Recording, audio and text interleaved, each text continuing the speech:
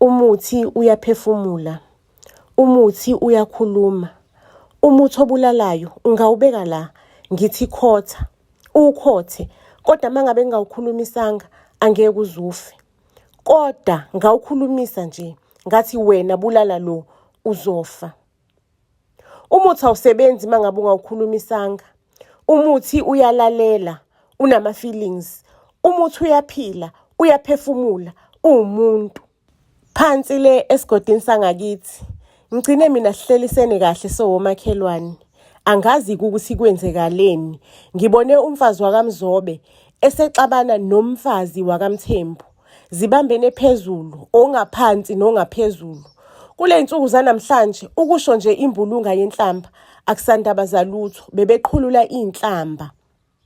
Hayi-ke, thina-ke sowomakhelwane besibhekile ukuthi ubani ozohlulwa. Musho, sibhekile kodwa simelele ekudeni. Hayi-ke, zadlula-ke iy'nsuku, sabona umfazi wakaMzobe evula igate, wangena laphayana kaMthembu.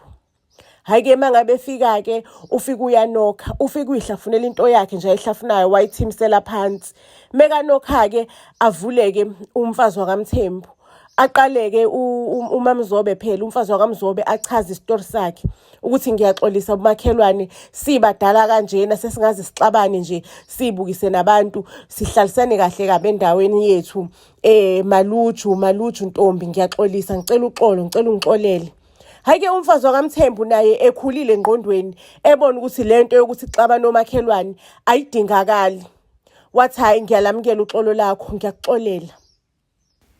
Yonke lento le yenzakala somakhelwane, sibhekile, sibukelile.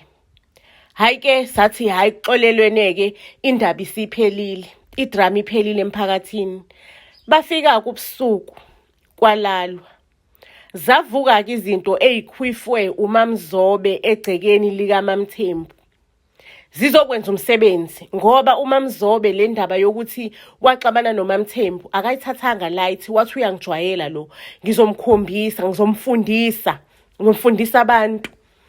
Zaqala-ke izinto zamaMthembu zathi ngqu, zifuna ukuzokwenza umsebenzi. Izinto zamaMzobe zathi ngqu, zathola ukuthi ngaphandle kwesango kuqinisiwe umuzi uqinisiwe, asikwazi ukusebenza, asikwazi ukwenza umsebenzi eyize ngawo. Zathi ziyangena ngaphakathi zizozama ebantwaneni nabantu bale ekhaya, zathola ukuthi nabantu nabo baqinisiwe, ayikwazi ukungena ngoba phela egcekeni kubalekile ukuthi ungaqinisi ngaphakathi egcekeni, uqinisa abantu ngaphakathi ngoba mangabe uqinisa ngaphakathi kwejaridi bazoxabana bodwa abantu bomndeni. Kwacaca-ke ukuthi izinto zamaMzobe ayikhona ukusebenza lekhaya, ayikho intuba yokungena. Kwasho ukuthi umuthi mangabe usuphumile endlini, uphumile, kumele usebenze. Hayi-ke izinto zamaMzobe zathi ziqalaza komakhelwane ukuthi ikuphi le ingangena ngakhona. Zathola ukuthi emzini wami mina angithandazi, angiqinisanga ngalutho umuthi, angiqinisanga ngalutho umuzi. Zavelane zawela ngala emzini wami, zathola isikhundla, zathola indawo yokuhlala, zathola indawo yokusebenza. Yonke lento le yenzakala over the weekend. Ngivuke-ke mina Monday morning ngemsebenzini as usual, ngiqhamuka ngewalk yokuyitshela ukwabona mangabe usebenzela umlungu, umkhulisela abantwana bakhe bonke, wazi zonke imfihlo zakhe ukuthi lo mlungu loyo usuke sekuthatha njengefamily. Uyena mlungu owaziyo ama-birthday ey'ngane zakho ukuthi anini. Ngiqhamuka ngewalk yokuyitshela vele ngithi angisakwazi ukuyibamba. Ngifuna ukuyoxoxela o-garden boy ukuthi idrama kade ingasekhaya phakathi kwaMamzobe noMamthembu, because babazi bonke abantu basesigodini sami ngoba la siyayicamtha, siyakhuluma la emajalidini. Yeheni webantu, umlungu avela nathi aqhamuka sethi lalela lana-ke Mamhlongo, salusuma lapho-ke ungabusangena.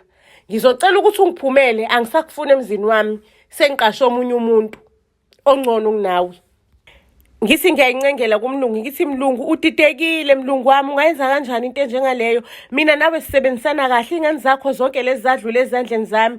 Umlungu avela nathi angazi noma ungizwanga kahle, ngithe 8 my haze, phuma kwami, uzongithuzela ukuthi ngidedela ama-pitbull wami or ngibiza amaphoyisa.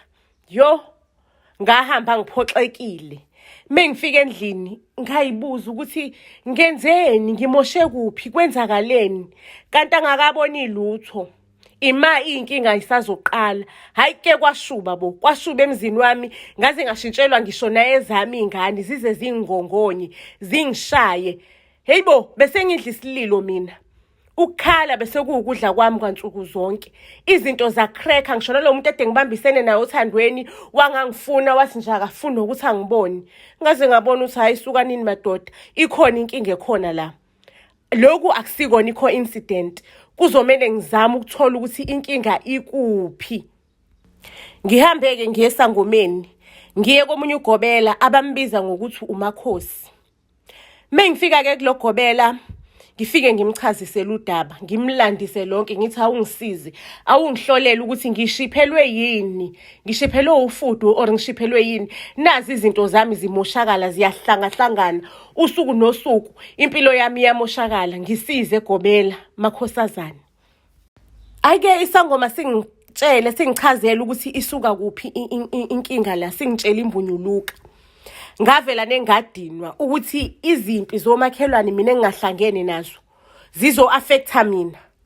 Ngicela ukukutshela ukuthi ngadinwa ngathi nami lempi le ngiyayingena ngoba i-affecte mina. Lo makhelwane laba ngizobaqondisa, ngizobatshengisa ukuthi ubani. Hayi ke abantu ebusuku belele, mina bengisebenza. Ngisebenza, uyayazi into yokuthi umuntu ephila umbulale saphila. Wathi uMamthembu elele, uMamzobe elele. uMamzobe elele waphupha engathi nje khona umuntu omgwazayo. Waphupha engathi uyafa kunomuntu omgwazayo. Kanti ubegwazwa umina bengitshontsha umphefumulo wakhe. Umina bengitshontsha, ngifuna ukuthi ngimenze umkhovu abe utikoloshe wami. Ngicela ukukutshela kuphelanga insuku engakike bese kuculwa amagugu. Kuculwa amagugu kubo kaMamzobe. Bese kuculwa amagugu eyongcwatsha uMamzobe. Lapho mangabe ngicatshwa uMamzobe sengikhulume kudala nemoshwari ngantshontsha ulimi lakhe, ngalisika ulimi lakhe ngoba phela abantu bokungcola bayasebenzisana namamoshwari. Hayi phela wonke, khona ingxenye yamamoshwari abasebenzisana nabo. So niboqaphela amaphathi emzimba yabantu bakini ukuthi mangabe umuntu engcwatshwa, ungcwatshwa amaphathi aphelele wonke na. After that, uMamzobe ubese utikoloshe wami. Igama lalo tikoloshe bekuzobe. Bengimane ngishaya impempe nje or ngithi izala Mamzobe thoba phambi kwami. Thoba Zobe, hamba uyongenzela ukuthi, hamba uyongitshotshela ukuthi endaweni ukuthi ayikho into egijima njengotikoloshe. Tikoloshe unespeed lesi esinye ongeke uzusithembe. Hayi ke ngicela ukukutshela ngokuhamba kwesikhathi bese ngi-deep kule business, sekuyinto engiyithandayo, indaba yo-create otikoloshe. Wangithinta nje kancane, ngiyakulanda ebusuku, ngisebenza ngawe, ngidila ngawe. Kwaze kwafika esikhathini la sengicabanga senginamagqubu nabantu abangona asebadlula emhlabeni. Bengihamba mina ngiyobalanda emathuneni, ngiyo-revive lesa spirit sabo ukuthi singisebenzele, ngiyobathebula. Hayi ke abantu bebecabanga ukuthi hayi ibhokisi lintshontshiwe abantu basemoshwari because lalibiza kakhulu. Kanti akunabantu basemoshwari la abatshontsha ibhokisi. Umina engifike ngazothebula laphaya, ngasebenza igodi lomuntu. Mangabe usuphila lempilo, usukule level engikuyona, unembeza usuku ususukile kuwena, ubuntu busuke bungasekho kuwena, ubuntu buphelile. Usuke nje uphefumula because inyama isahlangene negazi, kodwa abantu basuke sebethuthile kuwena lapho kuwena. Kodwa into engiyithandayo ukuthi isiphetho asibi sihle because umuntu unomnikazi. Mangabe wena uhetha umuntu or uhlukumeza umuntu, usuke uthinta inhlamvu yeso yomnikazi womuntu. Just imagine ukuthi ke mangabe uthinta inhlamvu yomnikazi womuntu, ukuthi kuyophela phi ngempilo yakho, kuyogcina phi ngempilo yakho. Okwamanje angakafiki esiphethweni, ngisaphila lo mpilo, impilo elifeless, impilo yenzondo, impilo yokuloya, impilo yokuthakatha, impilo engekho mnandi. Buzz SA to all social media platforms. Sizoyivala lapho-ke iyolala ibone ney'torini ey'landelayo. Siyanithanda kakhulu. Sicela ningakhohlwa ukuthi nihambe lapha on our YouTube channel, Buzz SA, nifike nisifollowishe, Buzz SA to all social media platforms. Siyanithanda kakhulu.